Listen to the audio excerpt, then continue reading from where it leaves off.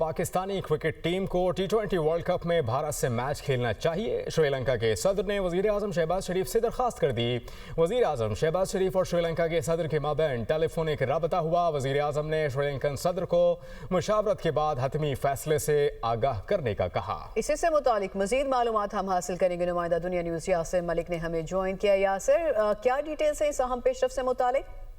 देखिए, वजीर आजम मोहम्मद शहबाज शरीफ और श्रीलंका के सदर अनवारा कुमारा डसाइंके के माबेन टेलीफोनिक राब्ता हुआ है और वजीर आजम शहबाज शरीफ को श्रीलंकन सदर की जानिब से दरख्वास्त की गई है कि पाकिस्तानी क्रिकेट टीम को श्रीलंका में जो मुनक़दा पाक भारत मैच है वो खेलना चाहिए।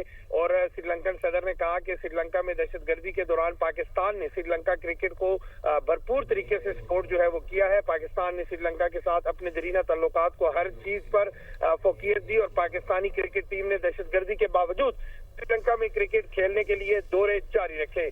ये भी कहा गया वजीर आजम शहबाज शरीफ ने श्रीलंकन सदर के जज्बात का खैर मुकदम किया है और वजीर आजम ने कहा है कि पाकिस्तान में भी मुश्किल अदवार में श्रीलंका ने भरपूर साथ दिया।